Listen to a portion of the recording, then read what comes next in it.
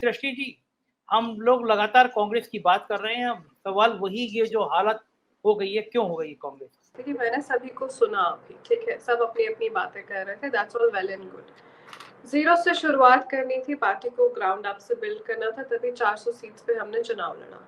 अगर हम वहाँ पे वापस गठबंधन में चले जाते, जो हमने 2017 में किया था, तो हम उत्तर प्रदेश की राजनीति में कांग्रेस की ज़मीन को कैसे वापस सींचते? हम कहाँ से शुरुआत करते अगर हम कोएलिशन में वापस चले गए होते? और देखिए संजय जी, वोटर्स के बीच में एक सेंटिमेंट था कि उन्होंने इस बार वोट जो दिया था, कांग्रेस के भी जो वोट शेयर थी, वो उन्होंने समाजवादी को दिया था, क्योंकि उनका एंटी बीजेपी एक सेंटिमेंट था। और किसी ने कहा कि प्रियंका गांधी ने लड़ाई नहीं लड़ी। I will beg to differ.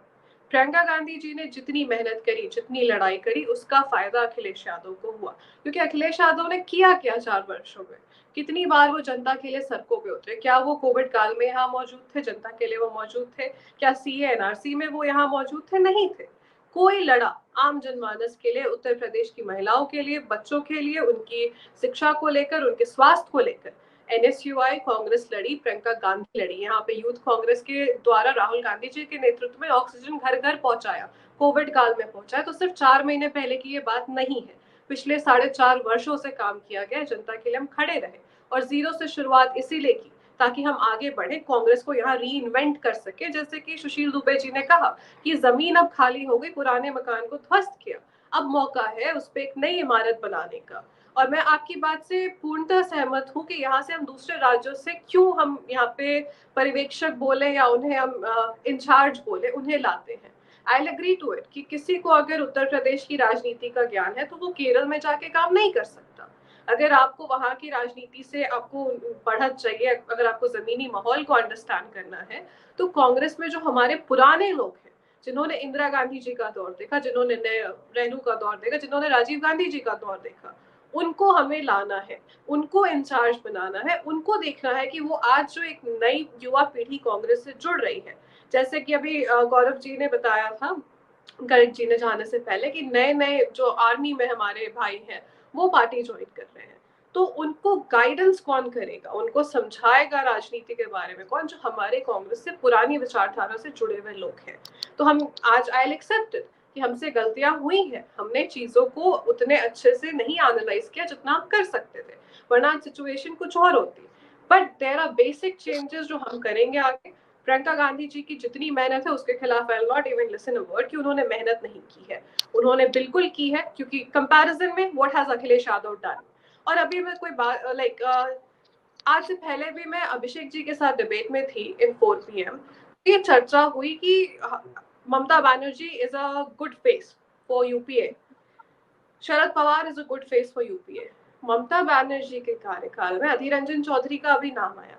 Adhir Ranjan Chaudhary अभी ममता बनर्जी के खिलाफ सड़कों पे उतरे, क्योंकि कांग्रेस के वहां पे म्यूनिसिपैलिटी के ऑफिसर को वहां पे गोली मार दी टीएमसी के द्वारा, उसके खिलाफ हम आवाज उठा रहे।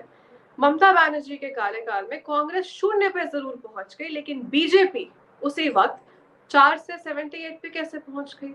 तो हमें ये भी, और ममता बनर्जी इस बार कांग्रेस के खिलाफ प्रदर्शन कर रही थी। Mamata Banerjee has always been very vocal कि आप जो भी है, और मैंने पहले भी अभिषेक जी कहा है, संजय जी आपको भी कहा है, कि जो भी पहले कांग्रेस को टारगेट करता है, एक्सेप्ट बीजेपी, बीजेपी अगर उसका सेकंड है ओपोनेंट, तो वो एंटी इंडिया है। It's as simple as that, anti Congress है। अगर चाहे वो रीजनल पार्टीज हो, चाहे कोई और पार्टी हो, आपका दुश्मन क्लियर होना चाहिए। अगर वो आप लोकतंत्र के साथ खड़े हैं तो आप पहले बीजेपी पे टारगेट करेंगे, यू नॉट आस्क कांग्रेस। और कैसे अरविंद केजरीवाल बी टीम नहीं हुए? ये तो आरएसएस की मंशा थी कि पक्ष भी उनका हो, विपक्ष भी उनका हो, ये नैरेटिव कंट्रोल करना था। केजरीवाल की क्या उपलब्धियां हैं दिल्ली में? आई एक्सेप्ट कि हमने उसकी खामियों को ज्यादा अच्छे से उजागर नहीं किया, लेकिन अगर आप आरटीआई देखेंगे, डॉक्यूमेंट्स एंड डेटा देखेंगे, तो जितनी भी चीजें आज दिल्ली में है जिसका श्रेय केजरीवाल लेते हैं, वो स्वर्गीय शीला दीक्षित जी ने बनाया था, उनके कार्यकाल में हुआ था। सिर्फ बने हुए स्कूल के ढांचे के ऊपर पेंट करवाने से उसका श्रेय केजरीवाल ने ले लिया। आज भगवत मान का वहां पे स्वेरिंग इन सेरेमनी थी, पूरे देश के अखबारों में उनका छपा। पंजाब में स्वेरिंग इन सेरेमनी थी, लेकिन जो बड़े भाई ने किया वो छोटे भाई कर रहे हैं पंजाब में।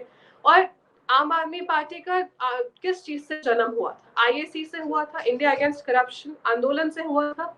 उस आंदोलन को स्पॉन्सर किसने किया था? अन्ना हजारे को स्पॉन्सर किसने किया था? आरएसएस ने किया था। वो तस्वीरें हम सबने देखी थी कि वहां पे आज उस आंदोलन में बैठने वाले कुछ लोग बीजेपी की तरफ से गवर्नर है, किसी किसी राज्य में है, क्षेत्र में है। तो इट्स ऑल नैरेटिव कंट्रोल जो उन्होंने किया है और आगे भी कर रहे हैं। कांग्रेस का गोल बहुत क्लियर है संजय जी। कांग्रेस का गोल है कि लोगों के लिए लड़ाई लड़नी है। प्रियंका गांधी जी ने जिस चीज की शुरुआत की, आज जो भी एंटी गांधी यहाँ पे स्टेटमेंट आता है कि लीडरशिप से गांधीज को हट जाना चाहिए, this is the exact same thing that the BJP says कि गांधीज को हट जाना चाहिए। गांधी जिस दिन हट गई कांग्रेस पार्टी के टॉप से, उस दिन आज जो कपिल सिब्बल बयानबाजी दे रहे हैं, उनके जैसे जितने भी लोग हैं, they will demolish the party in a minute. आज जहां पे भी हम टिके हुए, why does nobody talk about कि राहुल गांधी के नेतृत्व में अशोक गहलोत जब सेक्रेटरी थे, इंचार्ज थे, उनके नेतृत्व में जब गुजरात में हम कभी नहीं थे, but we almost won in Gujarat. तब हम किसने श्रेय दिया राहुल गांधी को? जब हम छत्तीसगढ़ जीते, किसने श्रेय दिया राहुल गांधी को? जब हम मध्य प्रदेश जीते, किसने श्रेय दिया राहुल गांधी को? जब हम राजस्थान जीते, जो हिंदी हार्टलैंड कहा जाता है, किसने श्रेय दिया गांधी परिवार को? किसने श्रेय दिया टॉप लीडरशिप को? लेकिन आलोचना करना बहुत आसान होता है कि गांधी को हटा दो, सारी प्रॉब्लम सॉल्व हो जाएगी। गांधी ही लड़े थे, गांधी की वजह से आज तक वहां पे पार्टी टिकी हुई है। अगर ज्योतिराज सिंधिया और आरपीएन सिंह जैसे लोग होते तो वो कब के पार्टी को सेकंड टीम बना चुके होते बीजेपी की, जिनके मन में बीजेपी को समर्थन देने की बात थी हमेशा से, जो anti Gandhi anti party activities करते हैं।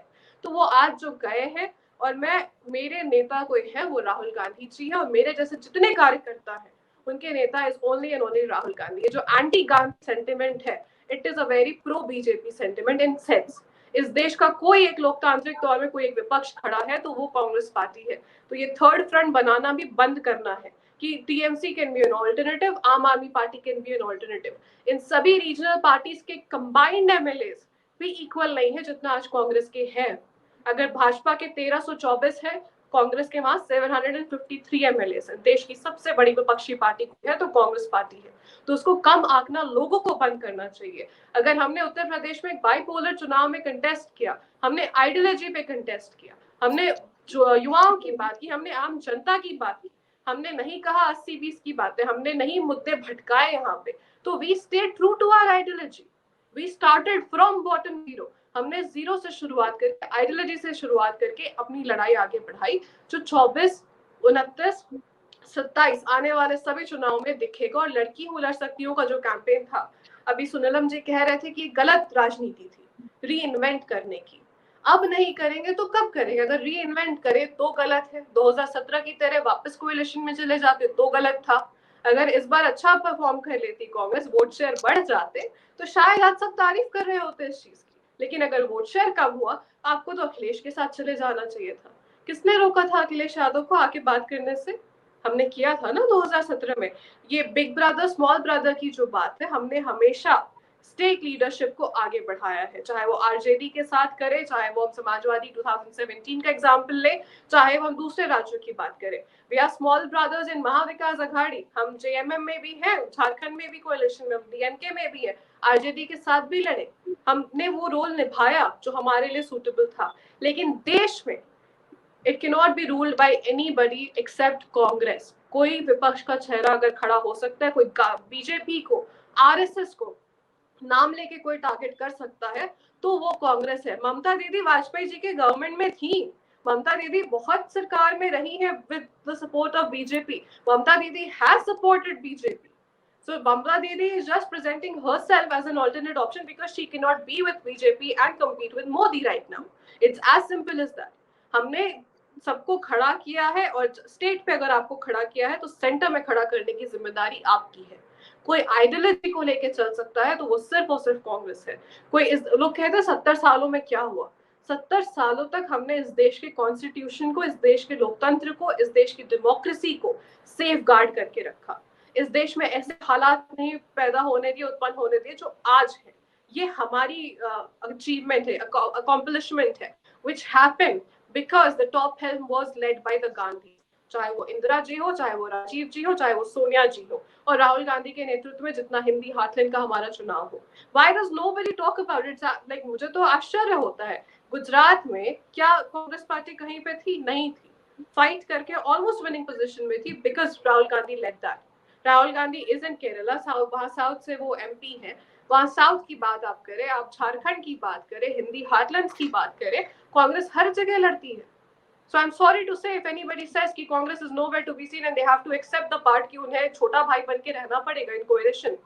बहुत अच्छा एक सजेशन दिया था गर्ग जी ने कि आप जो अभी अपकमिंग इलेक्शन है आप उसमें 163 सीट्स पे आप लड़ लीजिए, जो बड़ा भाई उभर के निकलेगा उसको नेतृत्व दे दीजिए. It has to be fair and square.